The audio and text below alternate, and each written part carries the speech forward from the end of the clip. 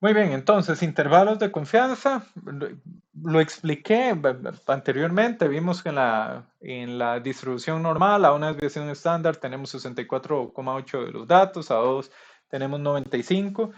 Se utilizan, nos dice qué tan precisa es una estadística calculada. Nuevamente, a la consulta que se hizo más temprano, vemos que A tiene una mayor variabilidad, pero eso es una propiedad de los datos. Lo que cuesta hacer es llegar a concluir que A es estadísticamente diferente de, de otro grupo. Por ejemplo, podría darse el caso donde A, la variabilidad, abarca a todos, algo así por el estilo. Entonces, el intervalo de confianza nos dice qué tan precisa va a ser la estadística calculada. Vamos a ver de que más adelante vamos a ver de que los intervalos de confianza, entre más pequeñitos, mejor para nosotros. Entre más pequeñitos, más simplifica el análisis. Por ejemplo, queremos de que el intervalo de confianza sea pequeño. En este caso, si el intervalo de confianza fuera acá, acá, acá, acá y acá, solo con ese cambio en este mismo gráfico, solo con ese cambio de diferencia en los intervalos de confianza, ya podemos decir que los tres grupos son estadísticamente diferentes. Pero eso es un cambio que no tenemos. Los intervalos de confianza son amplios y por eso tenemos que ejecutar análisis. En general, nosotros para poder llegar a verificar si son diferentes entre ellos, lo más sencillo es que sean lo más chiquititos, lo más pequeños posibles.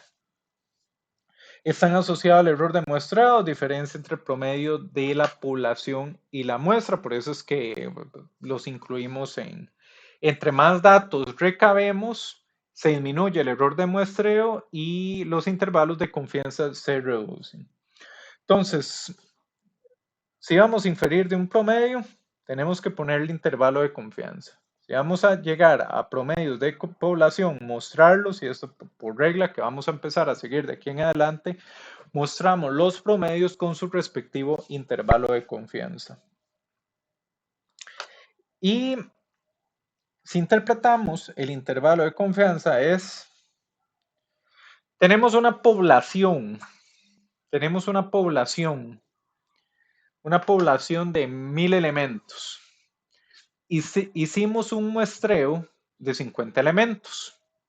De esos 50 elementos, nos dio este promedio de acá. Y nos dio estos intervalos de confianza.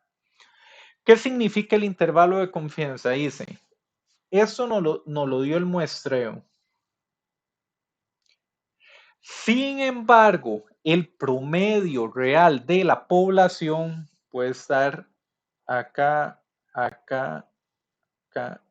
Puede estar en cualquier punto del intervalo de confianza. Eso es lo que quiere decir acá, que nos indica dónde puede estar el rango. El intervalo de confianza nos indica el promedio de la población de los 1000 elementos podría estar en cualquiera de estos puntos. Muy bien. Profe, Entonces, pero ajá, el cuadrito del centro no es el promedio. es el promedio de la muestra. Ah, ok. Ok. Sí. Entonces, lo que nos dice el intervalo de confianza de la muestra es que el promedio de la población puede estar acá, acá o acá. Puede estar en cualquier valor dentro de ese rango, ese intervalo de confianza. Entonces, volvemos a ver el gráfico de promedios, intervalos de confianza y que afecta el ancho del intervalo de confianza. Yo les dije, queremos que esto idealmente sea lo más chiquitito que se pueda. Puede llegarse a dar el caso donde Vamos a ver, entonces, es Enrique. ¿Estás por ahí?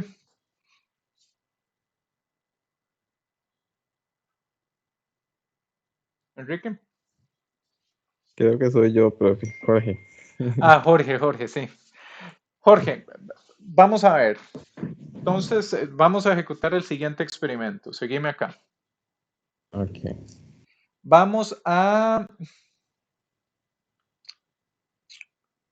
Tenemos dos poblaciones.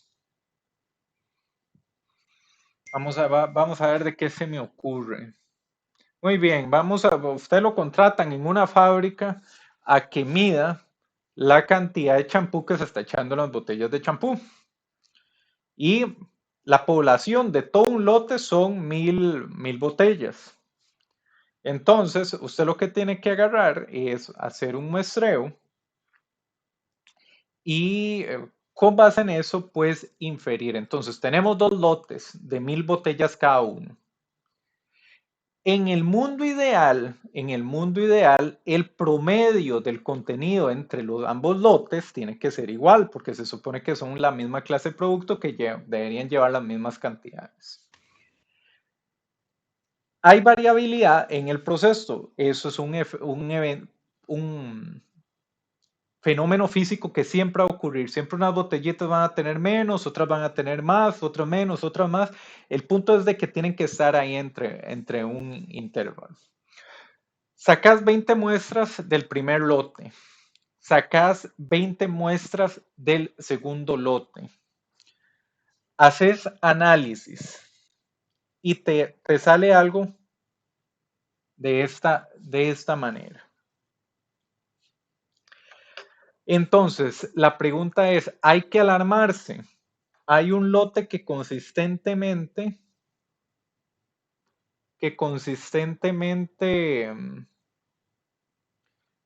está obteniendo menos producto. Si la respuesta es sí, pues hay que tomar acción. Antes de que usted se vaya a desarmar las máquinas, a calibrar, a que echen más producto, ¿qué se podría hacer, Jorge? ¿Qué podría ser?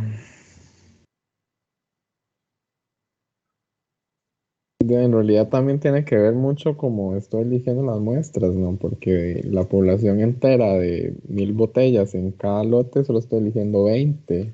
Muy Entonces bien, podría ser que de casualidad en una elegí las más llenas y en otra las más vacías. muy bien. Y esto es algo que aleatoriamente puede ocurrir. Esto es algo que, entonces, antes de irse a desarmar la máquina,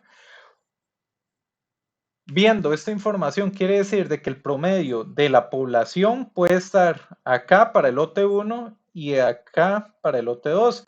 Quiere decir de que sí podría darse el caso que los dos sean iguales. Entonces, algo que se puede hacer es aumentar el tamaño de la muestra. Entonces, ya no vamos a considerar solo 20, vamos a considerar 40. Y resulta que en el aumentando el tamaño de la muestra, reducimos el tamaño de los intervalos de confianza, lo cual es bueno, y vimos que se ajustaron. Entonces, esto es algo que tenemos que tener presente. Una prueba estadística no nos lo dice todo. Una prueba estadística, tenemos que entender el proceso antes de decir, no, mira, está dando más abajo y puede ser algo que con mayor muestreo se soluciona. Entonces, es algo que tenemos que tener presente.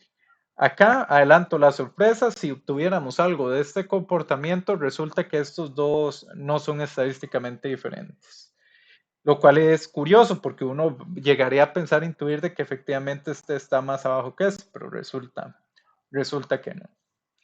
Entonces, entre mayor la variación, mayor el intervalo de confianza. Si nosotros tenemos un conjunto de datos, idealmente los datos se ajustan bien a una línea, con poca varianza. Si tienen mucha varianza, definitivamente vamos a tener intervalos de confianza más grandes. Lo segundo, el tamaño de la muestra. Entre más grande la muestra, menor el intervalo de confianza. Acordémonos de que el intervalo de confianza está dado en desviaciones estándar, 2 desviaciones estándar. Quiere decir que van a depender de la varianza. Entonces, esos son los dos factores que tenemos. Variación en los datos, tamaño de la muestra. Entonces, el intervalo de confianza nos da incertidumbre. Importante Vean de que los bigotes que estamos mostrando ya no son del rango de los datos, sino es del intervalo de confianza 95%. En este caso, el que mostré anteriormente, esas dos desviaciones estándar, si necesitan un intervalo de confianza, con un nivel de confianza del 99%, es a tres desviaciones estándar. Entonces, así es como se manejan. Una manera relativamente sencilla de poder identificar si lo que nos están mostrando es rango de datos o intervalo de confianza es ver si los bigotes son simétricos. Si son simétricos, probablemente nos están dando intervalo de confianza. Entonces, acá análisis con intervalo de confianza, ya adelanté esta sorpresa. Si el intervalo de confianza de los grupos no se traslapan, podemos afirmar que son estadísticamente diferentes. Entonces, ahí, pues, esto es algo valioso. Muy bien, dejo el video de intervalos de confianza por acá.